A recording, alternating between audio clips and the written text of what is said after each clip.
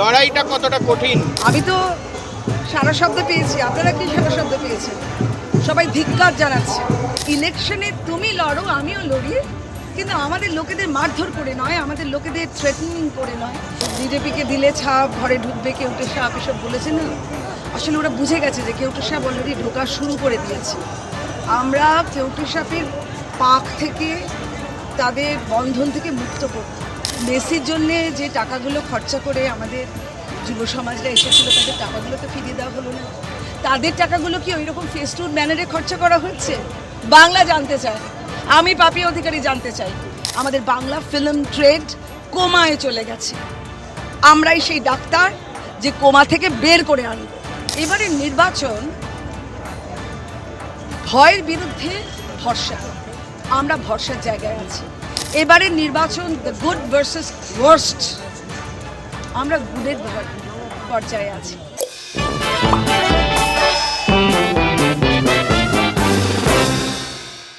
ইতিমধ্যেই চরম ব্যস্ততা, এবং তার মধ্যে কিন্তু টালিগঞ্জের বিজেপি প্রার্থী পাপিয়া অধিকারী আমাদের সঙ্গে রয়েছেন।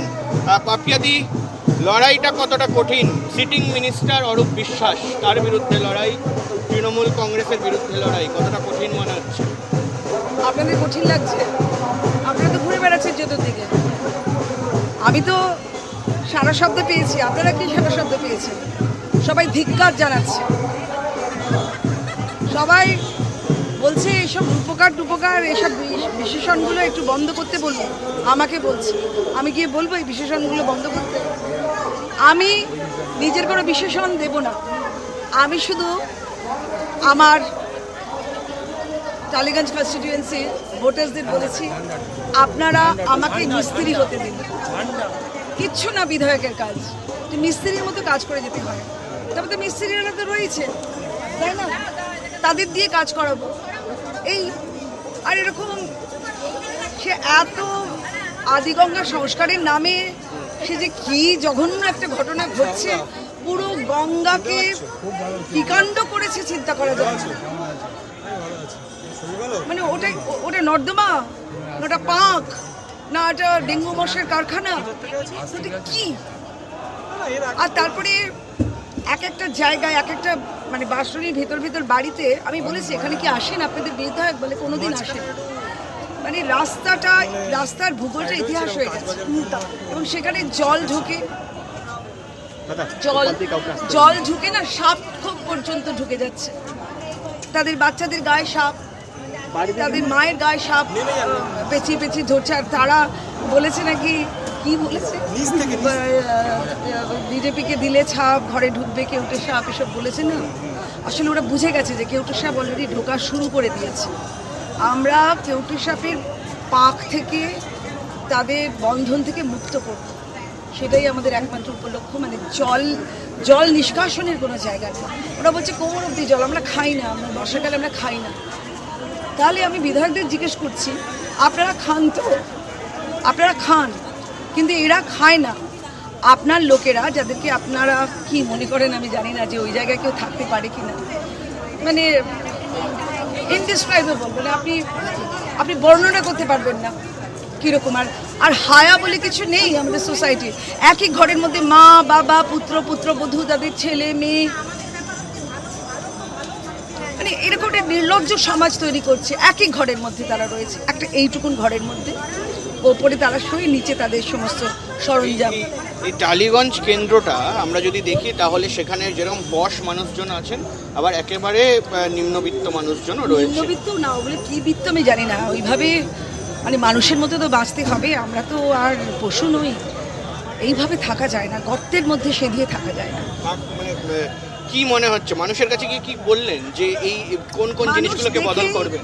মানুষ আমাকে দেখেই বলছে পরিত্রাণ চাই।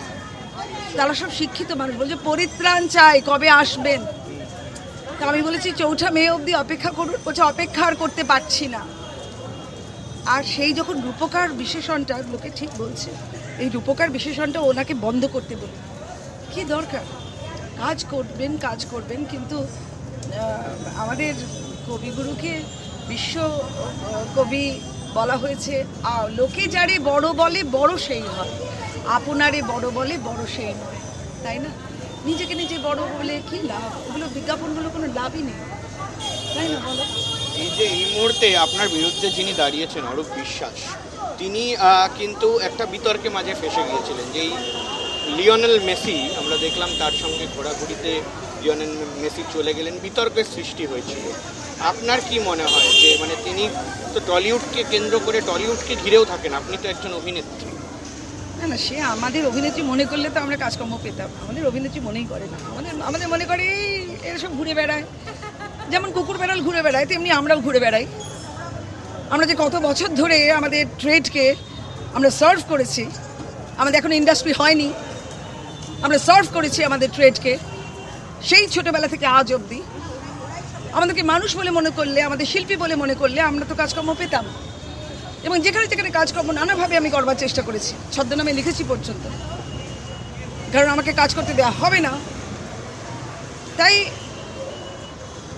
আমাদের এই ট্রেডটা, পুরো ট্রেডটাকে একটা অদ্ভুত সিন্ডিকেটের মধ্যে, এই তোমরা আমার আছো তাহলে তোমরা থাকো, এবং তাদের সাথেও যেরকম ব্যবহার করা হয় তারাও সব পরিত্রাণ পেতে চায়।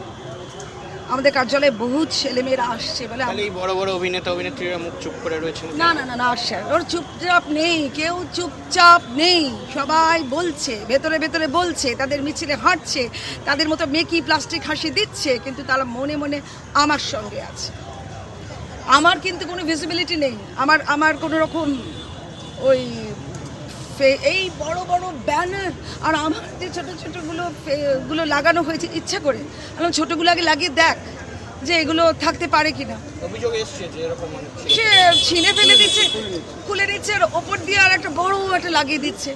ভিজিবিলিটি, দৃশ্যমানতা সব থেকে বড় কথা নয়, মনের মধ্যে অন্তরে স্থান পাওয়াটাই একটা বিরাট বড় ব্যাপার। আর মেসির কথা বলছেন, মেসির জন্যে যে টাকাগুলো খরচা করে আমাদের যুব সমাজরা এসেছিল, তাদের টাকাগুলো তো ফিরিয়ে দেওয়া হলো না। তাদের টাকাগুলো কি ওইরকম ফেস্টুন ব্যানারে খরচা করা হচ্ছে? বাংলা জানতে চায়, আমি পাপিয়া অধিকারী জানতে চাই যে ওই বাচ্চাগুলোর টাকাগুলো, আমাদের যুব সমাজের রক্ত জল করা টাকাগুলো, সেই টাকাগুলো তো ফেরত দেওয়া হলো না। কেন হলো না? সেদিনকে আমাদের যুব সমাজকে কেন দেখতে দেওয়া হলো না? আর তারপর অদ্ভুত ব্যাপার, ন্যাচারালি এরকম যে করবে যুব সমাজ তো তাদের নামে এরকম এফএজি কুশপুত্তলির দাহ করবেই, তার গলায় জুতোর মালা পরানো হবে, তাতেও কত রকম ঘটনা, কত রকম থ্রেটনিং। আমি এক্ষুনি দেখাতে পারি আমার সব সাপোর্টার্সরা যারা আমার সাথে এসে কথা বলে, তাদের বাইরে গিয়ে তাদেরকে মারধর করা হয়। ও লিখেছে শোল্ডার, মানে ধাক্কা মেরেছে কাঁধে, তার শোল্ডার ছিটকে গেছে। শোল্ডারটা তো একটা জায়গায় থাকে না, কলের বোনটা ছিটকে গেছে। সে আমাকে বলছে আমি আমি আমি ইয়ে করেছি, আমি থানায় রিপোর্ট করেছি। আমার সাথে কথা বললেও এত ভয়, আমি তো সবার সাথে কথা বলছি। তো এগুলো না, মানে ইলেকশনে তুমি লড়ো আমিও লড়ি, কিন্তু আমাদের লোকেদের মারধর করে নয়, আমাদের লোকেদের থ্রেটনিং করে নয়। এই থ্রেট কালচারটা, এবারের নির্বাচন ভয়ের বিরুদ্ধে ভরসা, আমরা ভরসার জায়গায় আছি। এবারের নির্বাচন দ্য গুড ভার্সেস ওয়ার্স্ট, আমরা গুডের পর্যায়ে আছি। তাই শান্ত একটা ঠিকঠাক জীবনযাপন করার জন্য, একটা কলুষমুক্ত এবং সবার যাতে চাকরি বাকরি পায়, সবার পেটে ভাত থাকুক, সবার মাথায় ছাদ থাকুক, সবার হাতে কাজ থাকুক, আমাদের মোদিজি সেই রকম একটা ব্যবস্থা করেছেন। আগেকার দিনে কংগ্রেসের আমলে কি হতো, কন্যা সন্তান হলে গরম দুধে পুড়িয়ে মেরে দিত। আর আমাদের মোদিজি কন্যা সন্তান হলেই তার সেই কন্যা সন্তানের জন্য 50,000 টাকা দিয়ে দিচ্ছে। আবার যদি আরেকটি কন্যা সন্তান হয় তাকেও 50,000 টাকা দেওয়া হচ্ছে। মানে সেই মেয়েটি যে কিনা পরবর্তীতে মা হবে এবং তার মায়ের জন্য 1 লাখ টাকা দেওয়া হচ্ছে একই ফ্যামিলিতে, কিনা কন্যা সন্তান হলো বলে। এরকম বহু জিনিস হচ্ছে। আমাদের মেয়েদের যারা স্টার্ট আপ বিজনেস করবে তাদের হাতে 18,000 টাকা ধরিয়ে দেওয়া হচ্ছে, তাদের অ্যাকাউন্টে চলে আসছে। You do what you want to, you don't have to, মানে তোমাকে ওই চপ ভাজতে হবে না, তোমাকে ঘুগনি বেচতে হবে না, চা করতে হবে না। Do your own business whatever you can. তুমি যদি নাচ জানো, নাচের স্কুল খোলো, তুমি যদি সেলাই জানো তো সেলাইটাও দিয়ে দিচ্ছে, সেলাই কলটা। Everything is being provided. ইন্ডাস্ট্রিতে কি বদল আসা বলে আপনার মনে হয়, মানে বদল আসা দরকার বলে আপনার মনে হয়? যেভাবে চলছে সেটা আমরা দেখেছি। একদম যেভাবে চলছে, ইন্ডাস্ট্রি চললে, ইন্ডাস্ট্রি বলে কিছু নেই, ট্রেডটা আমাদের বাংলা ফিল্ম ট্রেড কোমায় চলে গেছে। আমরাই সেই ডাক্তার যে কোমা থেকে বের করে আনবো।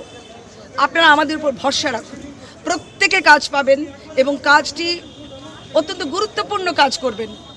যা কালকে তোর ডেট আছে, কুকুর বেড়ালের মতো যখন তখন, সে যে কোনো আর্টিস্টই হোক না কেন, আমি আর নাম করতে চাই না, বড় বড় শিল্পী থেকে একদম ছোট শিল্পী, কালকে আপনার ডেট আছে ভাই, তবু আপনি আগে পড়ে, হ্যাঁ, এমনি করে টাকা ছুড়ে দিচ্ছে। এবং we are suppose to work through the day. আমাদের কথা ছিল যে 8 ঘন্টা, তারপরে 10 ঘন্টা, 12 ঘন্টা, ঠিক আছে, মেকআপ করতে সময় লাগে, একটা লাঞ্চের টাইম আছে, সারা দিন ধরে কাজ করাচ্ছে, কেউ কিচ্ছু মানে না। আর আর্টিস্ট ফোরামে জানেন তো, আর্টিস্ট ফোরাম এখন মানে অসহ্য হয়ে গেছে। আমাদের যে গিল্ড আছে না, অ্যাসিস্ট্যান্ট ডিরেক্টর যে কিচ্ছু জানে না, শর্টের নাম জানে না, তাকে দিয়ে 5-6 হাজার টাকা, 50,000 প্রাথমিকভাবে কথা বলবার জন্য 5-6 হাজার, তবে 50,000, 1 লাখ টাকা দেওয়া হচ্ছে। এবং অ্যাসিস্ট্যান্ট এডিটর, সে কিচ্ছু জানে, ডাম্প করতে পর্যন্ত জানে না, তাকে 50,000, 60,000-এর বিনিময়ে তাকে কার্ড দিয়ে দেওয়া হচ্ছে। তো এইরকম করে আর্টিস্টদের, টেকনিশিয়ানসদের এইভাবে অত্যাচার করা হচ্ছে, সেই অত্যাচার আমরা বন্ধ করব। আমরা দেখে নিয়েছি, যেহেতু আমি এখানকার মানুষ, তাহলে তো বাইরে থেকে উড়ে এসেছে, আর আমি টালিগঞ্জের লোক, বাইরে থেকে উড়ে এসেছি। তো কত হাজার ভোটে জিততে পারেন, কি টার্গেট? আমরা জিতছি ওইসব বলবো না, আপনারা নিজেরা দেখবেন আর আশ্চর্যচকিত হয়ে যাবেন। একেবারে অনেক ধন্যবাদ আপনাকে, অনেক শুভেচ্ছা। আমরা ছিলাম পাপিয়া অধিকারীর সঙ্গে, টালিগঞ্জের বিজেপি প্রার্থী, এবং তিনি কিন্তু বেশ কনফিডেন্ট এই মুহূর্তে দাঁড়িয়ে যে আগামী দিনে অরূপ বিশ্বাস তার প্রতিপক্ষ, তাকে কিন্তু তিনি হারাবেন। এবং মানুষ বলছেন, তিনি বলছেন, মানুষ নাকি বীতশ্রদ্ধ হয়ে রয়েছে। ইন্ডাস্ট্রির উন্নতি করা, মানুষের উন্নতি করা, এটাই এই মুহূর্তে তার একেবারে প্রধান লক্ষ্য, এমনটাই তিনি আমাদের এই সাক্ষাৎকারে জানালেন।